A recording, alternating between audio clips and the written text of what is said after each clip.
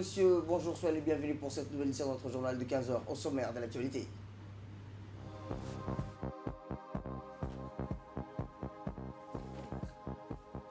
À la une de l'actualité nationale, réunion de concertation pour renforcer la stratégie de la lutte contre le Covid-19.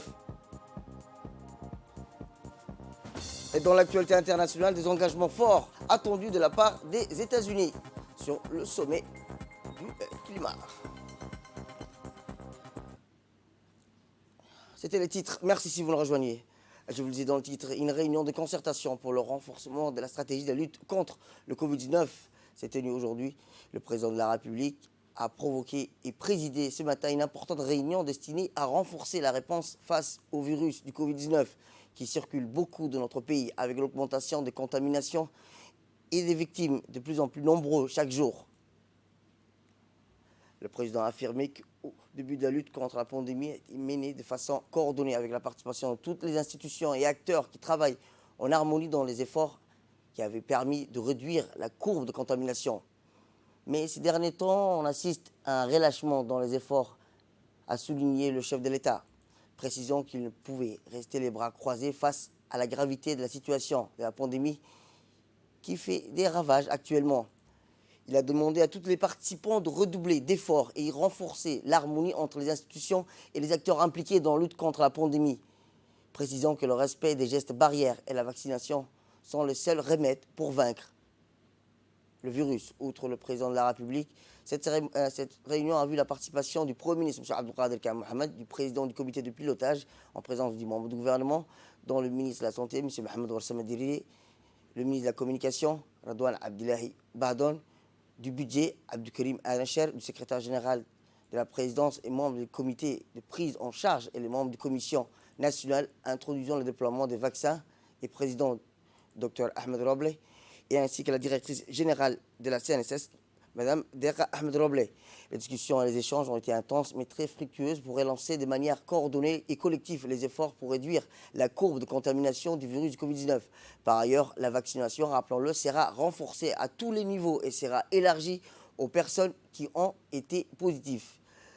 Eh bien, dans une interview, le Premier ministre a revenu sur les raisons de haut niveau et sur les décisions adoptées pour renforcer la réponse face à la pandémie dans notre pays. Au début de la contamination du virus, une équipe qui a été mise en place, une stratégie qui a été mise en place. Cette stratégie a été menée jusqu'au bout, jusqu'à ce que le virus vraiment diminue. Mais depuis, il y a eu un relâchement. Donc le président a décidé de reprendre ça en main et qu'on redéfinisse ensemble une stratégie pour effectivement lutter contre ce nouveau virus maintenant qui est mortel. N'oubliez pas qu'il est mortel, il fait des morts parmi la population djiboutienne et il est impensable qu'on reste inactif face à cette pandémie. Ce que nous voulons maintenant, c'est de mettre en place une stratégie de riposte surtout contre le virus qui est actuellement en circulation dans le pays. Et je le dis et je le répète, les gestes barrières sont indispensables. Les gestes barrières sont indispensables dans la mesure où c'est vraiment, ils nous aident à nous prémunir de la contamination. Et en plus maintenant, il y a aussi le vaccin. Le vaccin, je l'ai dit, j'ai fait même une note. Le seul remède, c'est le vaccin, c'est de prémunir contre le vaccin. Et le président a mis en place un autre comité présidé par Dr Ahmed Robleh, qui actuellement mène bien le travail. Mais s'il n'est pas aidé par la population elle-même qui ne vient pas se vacciner, comment veut-il? Est-ce qu'il va courir dans chaque maison pour taper, pour dire venez vous vacciner? Le seul rempart que nous avons contre la Covid aujourd'hui, c'est les gestes barrières et le vaccin. Éducation cette fois-ci, où dans le cadre de la célébration de la journée mondiale de la créativité et de l'innovation, les élèves des lycées de la capitale ont participé à des ateliers de présentation des innovations technologiques en matière de programmation et de robotique. Ces activités se sont déroulées au lycée de PK12, de Balbala et de Gabod,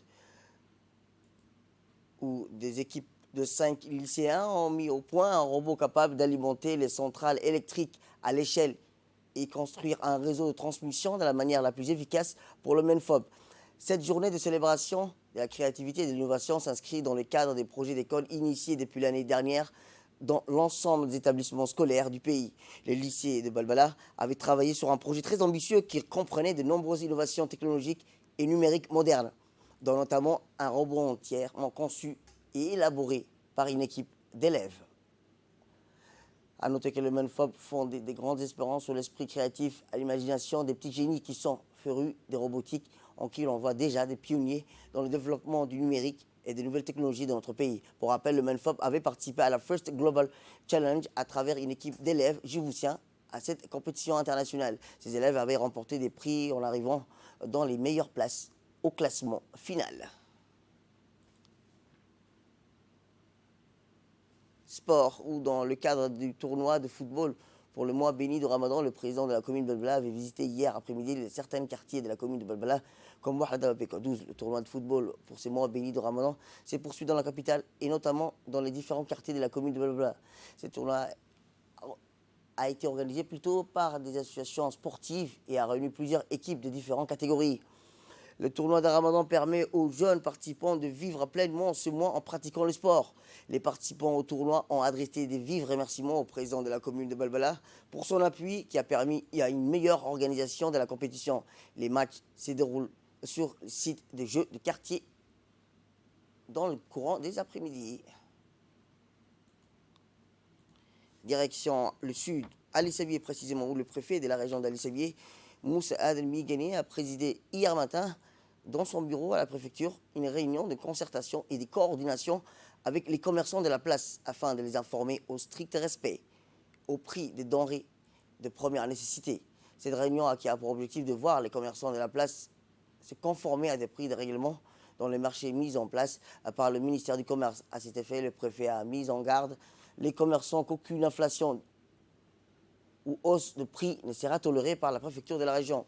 Il a aussi appelé à poursuivre les efforts pour lutter contre le Covid-19 et le respect des mesures préventives dans tous les espaces, le marché et les différents points de vente. La réunion avait également la participation des responsables du ministère du Budget, de la région d'Ali Sabié, de la gendarmerie et ainsi que de la police.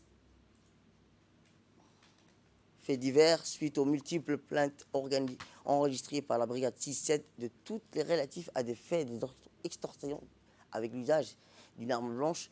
Les gendarmes 6-7 ont pu mettre la main sur l'auteur présumé. En effet, usant des armes blanches et ciblant des personnes vulnérables. Ces individus soustraient plus d'une vingtaine de téléphones portables à ces victimes. C'est dans la matinée du 18 que les gendarmes mettent la main sur ces criminels dans la foulée naise. Individus soupçonnés de recel. Les objets volés par ces derniers ont été également interpellés.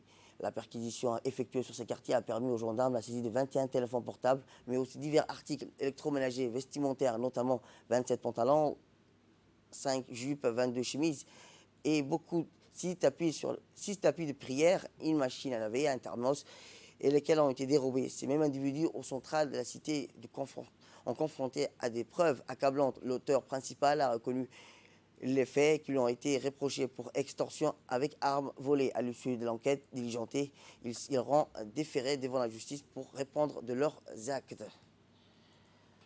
Et dans l'actualité internationale, au Nigeria, 2 hommes armés ont attaqué une université dans l'état de Kaduna, dans le nord du Nigeria, kidnappant un nombre encore indéterminé d'étudiants et tuant un employé de l'établissement, ont rapporté mercredi les autorités locales. Le paiement des rançons début mars à Kaduna, déjà, des hommes armés avaient attaqué les pensionnats d'un lycée professionnel, enlevant les 49 élèves, dont seuls 10 ont été libérés. Leurs ravisseurs avaient publié des vidéos insoutenables où l'on voyait les victimes être fouettées et demander le paiement d'une rançon à leurs familles et aux autorités.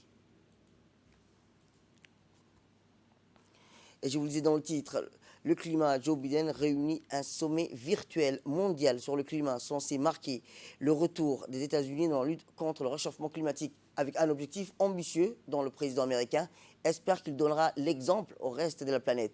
Le démocrate prendra la parole dans la matinée avant la quarantaine des dirigeants étrangers invités à cette réunion. Sur 2 jours, dont le chinois Xi Jinping, le russe Vladimir Poutine, l'Indien Narendra Modi et le français Emmanuel Macron ou encore le pape François.